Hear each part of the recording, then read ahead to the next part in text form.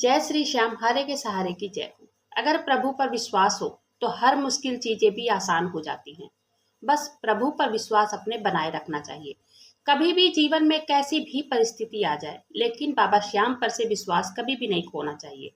जब बाबा श्याम पर आप विश्वास रखेंगे तो बाबा श्याम भी अपने भक्तों को कभी भी बेसहारा नहीं छोड़ते हैं। आज की एक ऐसी सत्य कहानी मेरे पास आई है कि कैसे बाबा श्याम ने उन्हें साक्षात दर्शन दिया है, कैसे उनके मुश्किलों को बाबा श्याम ने हल किया है। बाबा श्याम खुद उनके साथ पीछे पीछे उनका सहारा बन करके खाटू श्याम मंदिर से उनके घर तक आए हैं। उन्होंने अपना अनुभव शेयर किया है और अपना नाम बताने से मना किया है। तो चलिए वीडियो को शुरू करते हैं। वीडियो को शुरू करने से पहले चैनल पे पहली बार आए तो वीडियो को लाइक करें, चैनल को सब्सक्राइब जरूर से कीजिएगा बाबा श्याम के चमत्कार की सत्य कहानी सुनने के लिए। वीडियो पर आखिर तक बने रहे इस कहानी को सुनने के लिए। तो चलिए जान लेते हैं बाबा श्याम ने उनके साथ क्या चमत्कार किया है। यह कहानी कानपुर के रहने वाले एक महिला की है, लेकिन वो इस समय बम्बई में रह रही हैं अपने पति अपने बच्चों के साथ, क्योंकि उनका काम धाम बम्बई में है। तो वो बताती हैं कि मेरे ससुर का देहांत हो गया था और हम लोग गांव आ गए, कानपुर में आ गए। उनका मतलब जो भी काम किया था उन्होंने किया। उसके बाद गांव का एक आदमी आकर के तेरहवीं के दूसरे दिन आकर के एक आदमी उन्हें परेशान करने लगा कि तुम्हारे पिताजी ने, उनके पति से कहने लगा, तुम्हारे पिताजी ने मुझसे 3 लाख का कर्ज लिया था। तो उनके पति कहने लगे, हम तो जानते भी नहीं है, उन्होंने तो हमें बताया भी नहीं है कि हाँ हमने कर्ज लिया है इस आदमी से। तो वो कहने लगे कि भाई ये तो भगवान ही जाने कि आपसे कर्ज हमारे पिताजी ने लिया था कि नहीं लिया था। अब वो कहने लगे कि हाँ कर्ज लिया था, मैं बोल रहा हूँ लिया था। 3 लाख का कर्ज बता रहे हैं और उस समय उनकी परिस्थिति ऐसी नहीं थी कि वो 3 लाख का कर्ज उनका उतार सके।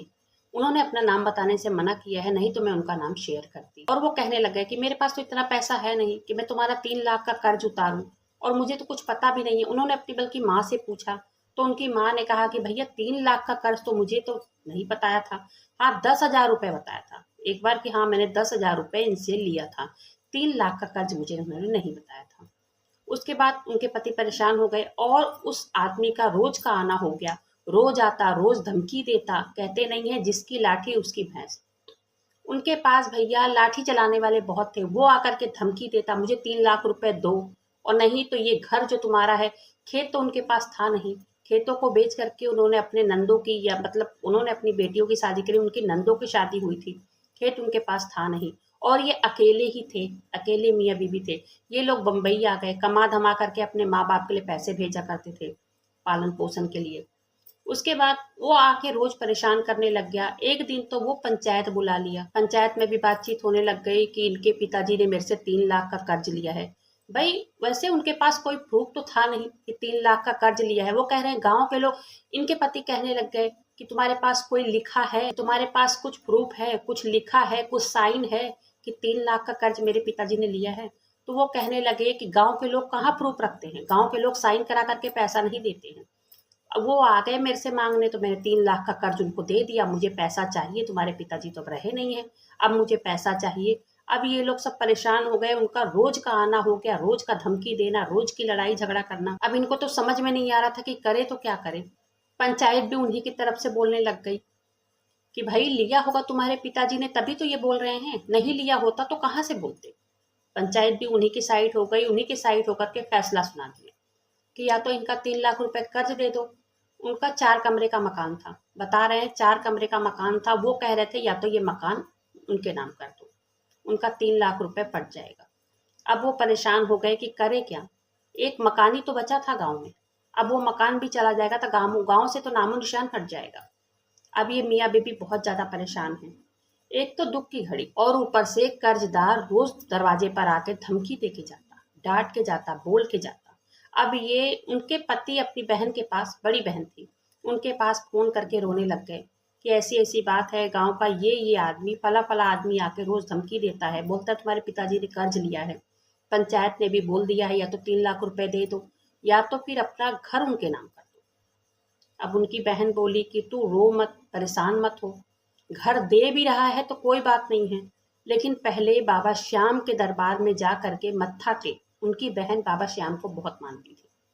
वो कह रही थी कि मुझे विश्वास है कि बाबा श्याम तुम्हारे साथ न्याय करेंगे, बाबा श्याम तुम्हें कोई न कोई रास्ता जरूर दिखाएंगे। तू एक बार खाटू धाम चला जा और जा करके वहां बाबा श्याम के आगे अपना जो भी परेशानी है बाबा श्याम के आगे रख और उनसे बाबा श्याम से कह दे, बाबा श्याम अगर इसमें जो भी भला है बुरा है उन्होंने लिया है कि नहीं लिया है आप देखो, घर नाम करने तो हम जा ही रहे हैं। उसके बाद वो अपनी बहन की बात मानते हुए गाड़ी बुक किया उन्होंने। गाड़ी बुक करके वो लोग चले गए खाटू धाम। खाटू धाम जा करके वो लोगों ने दर्शन किया। बाबा श्याम के आगे रो रो करके उन्होंने सारी बातें बताई कि बाबा श्याम ऐसी ऐसी बात है, अब पता नहीं कर्ज लिया था कि नहीं लिया था, घर उनको देना पड़ जाएगा, अब क्या करें। सब कुछ बाबा श्याम के आगे वो रोए, रो करके सब कुछ बताए। क्या करके वो बताती हैं कि जैसे हम गाड़ी में बैठे हैं, गाड़ी में बैठने के बाद हमें ऐसा लगने लगा कि हमारे पीछे कोई बैठा हुआ है। कि हम मंदिर से निकले हैं, उसके बाद हम घर तक आए हैं, तब तक हमें ऐसा लगा कि जैसे हम पीछे 2 लोग नहीं बैठे हैं, 3 लोग बैठे हैं। बार बार वो आगे चल रही हैं, बार बार वो पीछे मुड़ मुड़ के देख रही हैं। उनको ऐसा अनुभव हो रहा था कि जैसे हम लोग 3 लोग नहीं गए थे, हम गए तो 3 थे लेकिन लौट 4 रहे हैं।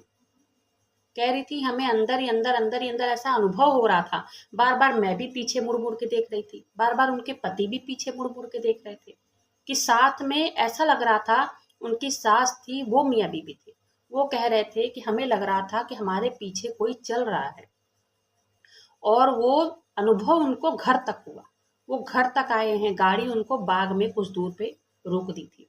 वहीं पर से वो चल के, चक्रोट छोटी थी पतली थी तो वहां गाड़ी अंदर आ नहीं सकती थी, तो वो चक्रोट से चल करके अपने घर तक आए हैं।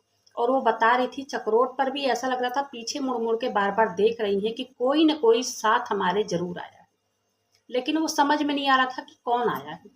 अब भैया वो लोग अपने घर आए। घर आकर के 2 दिन बीत गए।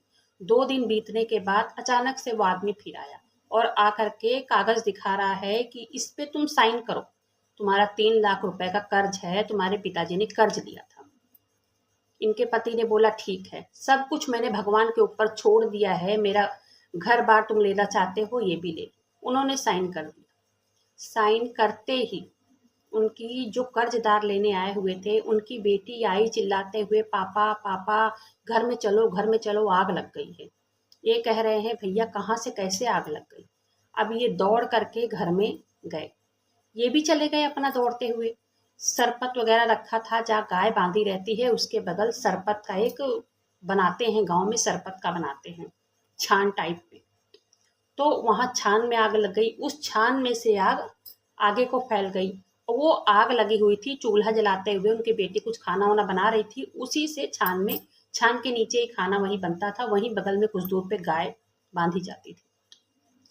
तो उनके वो आग बढ़ती बढ़ती उनके कमरे तक चली गई और कमरे तक जा करके कमरे का भी सारा सामान जला दिया। पहुंच गए दौड़ करके, पूरा गांव इकट्ठा हो गया, सब पानी फेंकने लगे, आग बुझाने की कोशिश करने लगे। आग तो बुझ गई।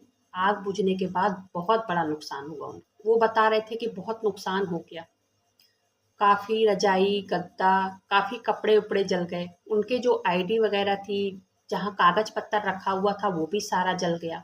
गहना गुड़िया उसमें थी, वो तो चलो सारा सामान हटाने के बाद वो मिल गया, लेकिन नुकसान बहुत ज्यादा हो गया। कुछ पैसे वैसे भी थे उसमें, तो नुकसान बहुत हो गया। उसके बाद गांव के लोग उनसे कहने लगे, एक जगह से उनका तुम घर हड़प रहे हो, वो घर का कागज तुम्हारी जेब में अभी भी है और तुम्हारा घर जल के राख हो गया।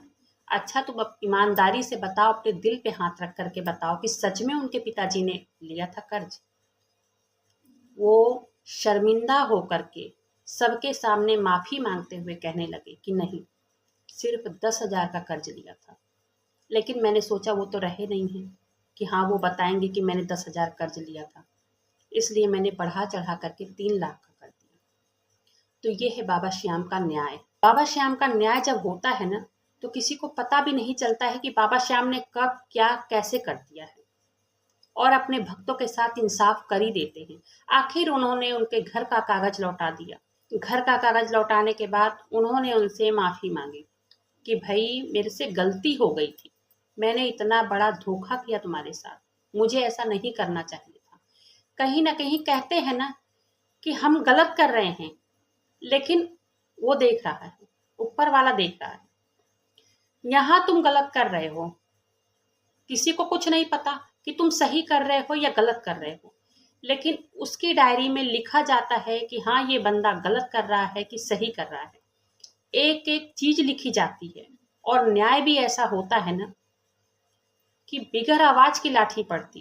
वो बताती हैं कि मुझे इतनी खुशी हुई कि बाबा श्याम ने हमारे साथ न्याय किया है, हमारा घर फिर से हमारा हो गया। अब वो बताती हैं कि हम लोग रोज बाबा श्याम नाम का जाप करते हैं क्योंकि हमने चमत्कार अपनी आंखों के सामने देख लिया था। रोज हम बाबा श्याम की पूजा करते हैं, रोज उनका नाम जप करते हैं। जब भी समय मिलता है हम खाटू धाम चले जाते हैं। और बाबा श्याम धीरे धीरे करके उनके घर की स्थिति भी सुधार दिए। बम्बई में भी उन्होंने अपना एक घर बनवा लिया है, गांव में भी उन्होंने 2 खेत खरीद लिए हैं। आज ये 4 साल पहले की घटना है। इसलिए कहते हैं कि वो हारे का सहारा है। जो हारा हुआ व्यक्ति है, कभी भी कहते हैं ना कि कोई नहीं देख रहा है, हम कितना भी पाप कर ले, लेकिन वो देख रहे हैं कि आप क्या कर्म कर रहे हो, अच्छा कर रहे हो या बुरा कर रहे हो, वो देखते हैं।